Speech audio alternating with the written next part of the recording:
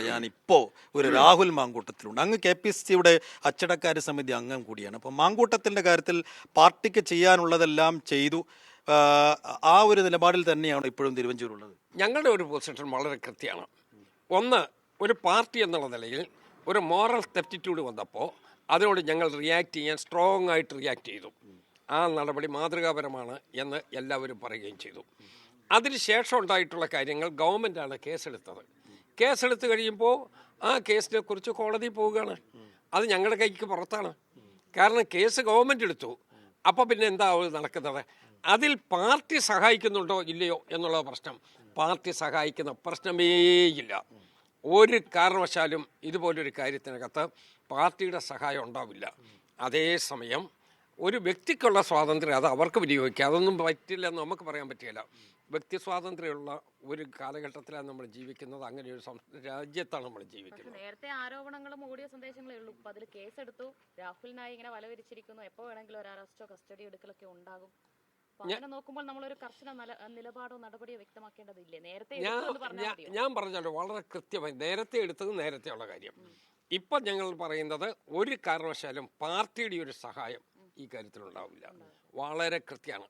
Party എന്നുള്ള നിലയിൽ അത് ഏത് സമയത്താണ് ഒരു മോറൽ തെപ്റ്റിറ്റ്യൂഡിനെ കുറിച്ചുള്ള ആക്ഷേപം വന്നു കഴിഞ്ഞപ്പോൾ ഞങ്ങൾ ആ ആക്ഷേപത്തിൽ അപ്രോപ്രിയേറ്റ് ആയിട്ടുള്ള തീരുമാനം കറക്റ്റ് ടൈമിലെടുത്തു. അതവിടെ കൊണ്ട് അവസാനിച്ചു. അത് കഴിഞ്ഞിട്ടുള്ള ഡെവലപ്മെൻറ്റ്, ഗവൺമെൻറ് കേസെടുത്ത് കഴിഞ്ഞപ്പോൾ ഒരു നിമിഷം പോലും കളയാതെ കേസുമായിട്ട് പോകണമെന്നാണ് മുഖ്യമന്ത്രിയുടെ ഉത്തരവിനകത്ത് ഞാൻ കണ്ടത്. അപ്പോൾ ഒരു നിമിഷം പോലും കളയാതെ അവരെ പൗരൻ എന്നുള്ള നിലയിൽ അവർക്ക് ഏത് മാർഗം വേണമെങ്കിലും തേടാം. ഞങ്ങൾ ഇന്ന മാർഗത്തിൽ പോകണമെന്ന് പറയുന്നില്ല, ഇന്ന വക്കീലിനെ കാണണമെന്ന് പറയുന്നില്ല.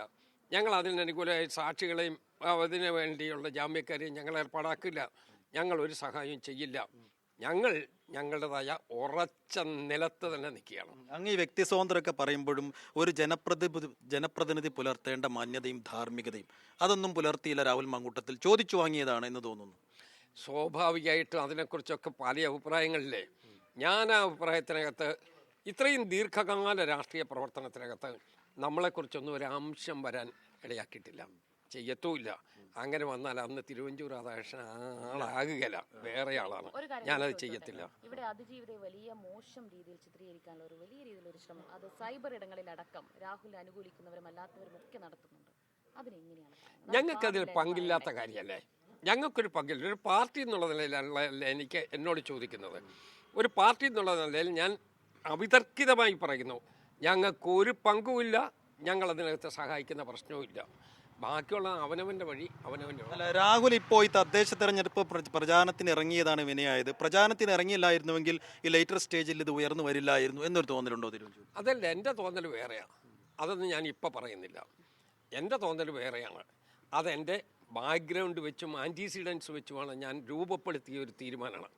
ആ തീരുമാനമൊന്നും ഞാനിപ്പോൾ പറയുന്നില്ല. എന്നാലൊരു സൂചന എന്തായിരിക്കും ഇതിന് പിന്നിൽ? ഇപ്പോൾ ഗൂഢാലോചനയാണ്. എന്ത് ഇതായാലും ഞാൻ പറഞ്ഞല്ലോ, നമ്മളുടെ പാർട്ടി എന്നുള്ള നിലയിൽ പാർട്ടി യാതൊരു കാരണവശാലും സഹായിക്കുന്ന പ്രശ്നമില്ല.